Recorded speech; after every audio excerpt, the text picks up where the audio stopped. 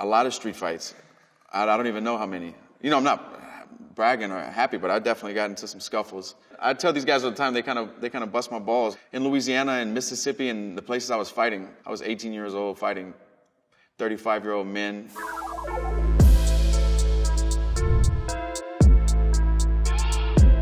Where I'm from in Lafayette, Louisiana, a lot of guys had tattoos before they were 14.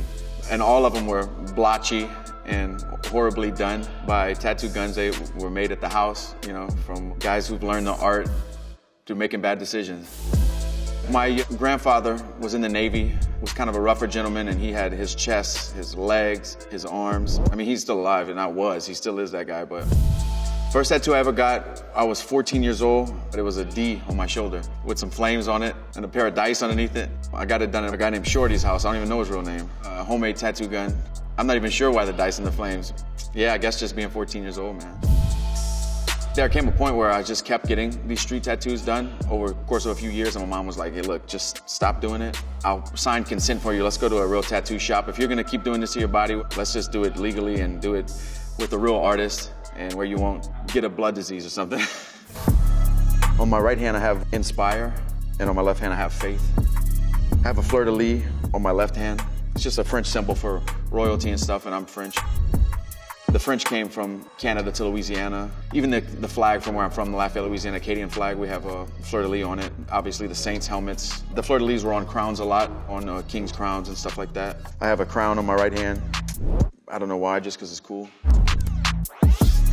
Underneath the crown, I have my grandmother's name, Glenda.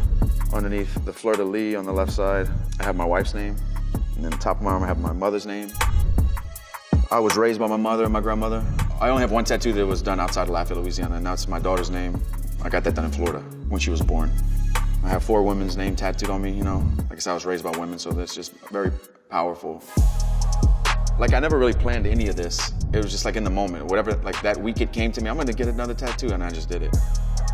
So I have a dove here. I have a Louisiana outline here, the boot, and then I have a magnolia, which is like the state flower. I filled the Louisiana in with that. I have a tiger here. The day me and my wife got married, she has on the back of her neck.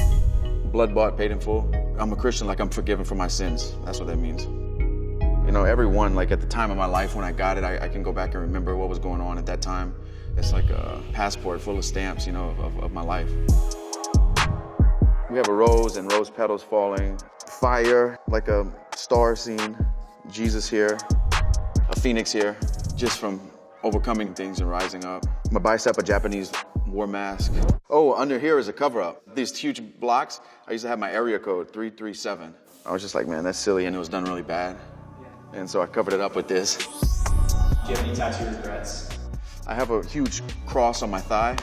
It's like solid black, huge. It was homemade and it was done really bad, and it was like the only way to fix it was to just do it big and solid, you know? But it's cool, man, it's my story. I did like a tiger stripe print across my chest over my heart. We were thinking to put something in the middle, and we put the Bushido code, which is like Japanese for the way of the warrior. It means a lot of things, but just that lifestyle, you know, having a fighter's heart, you know, that's why I put it over my heart. I think I was always a fighter. I just had it in me my whole life, you know, and it got me into a lot of trouble. But as I got older, it became something that I really fell in love with, getting better and life lessons and camaraderie. You know, I just really enjoy this now. I love this life. I didn't even choose it, it kind of just happened.